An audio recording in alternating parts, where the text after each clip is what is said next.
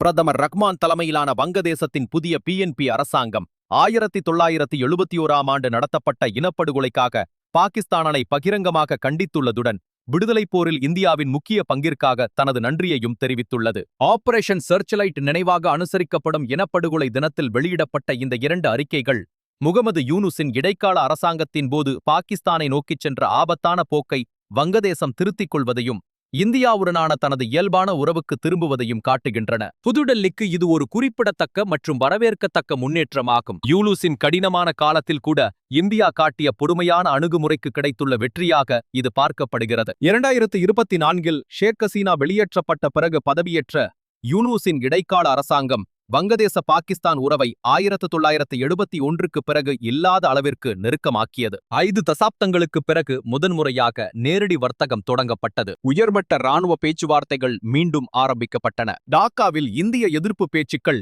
அரசியல் ரீதியாக பிரபலமடைந்தன. இடைக்கால நிர்வாகத்தின் வெளியுறவு கொள்கையில் இஸ்லாமிய குழுக்கள் முன்னெப்போதும் இல்லாத செல்வாக்கை பெற்றன. பாகிஸ்தானின் குற்றங்களை மறக்கச் செய்வதன் மூலமும் சுதந்திரத்திற்கு உதவிய நாடான இந்தியாவிடமிருந்து நாட்டை தூரப்படுத்துவதன் மூலமும் வங்கதேசத்தின் அடையாளத்தையே மாற்றி எழுத யூனுஸ் அரசாங்கம் உறுதியாக இருந்தது. கிட்டத்தட்ட 2 ஆண்டுகளாக பாகிஸ்தான் மற்றும் சீனாவின் செல்வாக்கிற்கு ஒரு முக்கியமான அண்டை நாட்டை இழந்து விடுவோமோ என்ற உண்மையான கவலை புதுடெல்லிக்கு இருந்தது. இந்த திசையை மாற்றியமைக்கும் பிஎன்பியின் முடிவு கொள்கை மற்றும் கணக்கீடு ஆகிய இரண்டினாலும் இயக்கப்படுகிறது. பாகிஸ்தானின் இனப்படுகொலை குற்றங்களை பிரதமர் ரஹ்மான் கடுமையாக கண்டித்தது. பாகிஸ்தானின் கொடூரத்திலிருந்தும் இந்தியாவின் ஆதரவிலிருந்தும் வங்கதேசம் பிறந்தது என்ற வரலாற்று உண்மையை மீண்டும் நிலைநாட்டுகிறது. ஆனால் இதற்கு பின்னால் ஒரு கூர்மையான உள்நாட்டு அரசியல் கணக்கும் உள்ளது. பாகிஸ்தானுடன் ஆழமான வரலாற்று தொடர்புகளை கொண்ட ஜமாத்தி இஸ்லாமி கட்சி சமீபத்திய தேர்தலில் 68 இடங்களை வென்றது.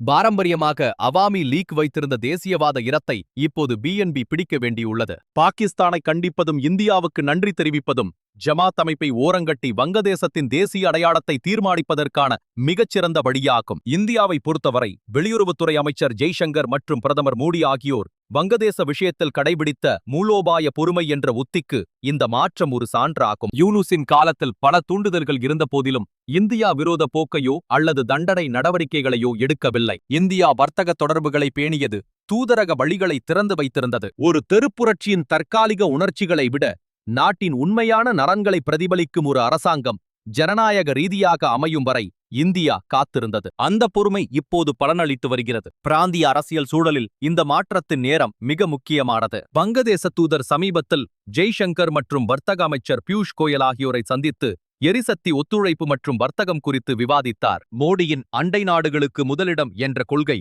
கடந்த 10 ஆண்டுகளில் இலங்கை, நேபாளம், மாலத்தீவு மற்றும் வங்கதேசம் ஆகிய நாடுகளில் ஏற்பட்ட நெருக்கடிகளை தாங்கி நின்றது. ஒவ்வொரு முறையும் ஆரம்பகால இந்திய எதிர்ப்பு உணர்வுகள் இறுதியில் நடைமுறை உறவுகளுக்கே வழிவிட்டன. ஏனெனில் புவியியல், வர்த்தகம் மற்றும் பகிரப்பட்ட நலன்கள் என்ற அடிப்படை உண்மையை எந்த அரசாங்கத்தாலும் புறக்கணிக்க முடியாது. இருப்பினும் இதில் எச்சரிக்கை அவசியம். பிஎன்பியின் அறிக்கைகள் அர்த்தமுள்ளதாக இருக்க வேண்டுமானால் அவை கொள்கை மாற்றங்களாக மாற வேண்டும். 68 இடங்களை கொண்டுள்ள ஜமாத்தி இஸ்லாமி இன்னும் ஒரு வலிமையான கூட்டணி பங்காளியாகவே உள்ளது. யூனுஸ் காலத்தில் உருவாக்கப்பட்ட இந்திய எதிர்ப்பு ஊடகங்கள் மற்றும் தீவிரவாத அமைப்புகள் இன்னும் செயல்பட்டு வருகின்றன. சீனாவுடனான வங்கதேசத்தின் உறவு வெறும் அறிக்கைகளால் மட்டும் மாற்ற முடியாத அளவிற்கு ஆழமாகியுள்ளது. பொருளாதார சலுகைகள் மற்றும் எரிசக்தி திட்டங்கள் மூலம் வங்கதேசத்துடனான உறவை இந்தியா மேலும் வலுப்படுத்த வேண்டும். இனப்படுகொலை தினத்தில் சொல்லப்பட்ட வார்த்தைகள் வரவேற்கத்தக்கவை. ஆனால் அடுத்தடுத்த மாதங்களில் வங்கதேசம் எடுக்கும் நடவடிக்கைகளே அது உண்மையிலேயே பழைய நிலைக்கு திரும்பியுள்ளதா என்பதை தீர்மானிக்கும்.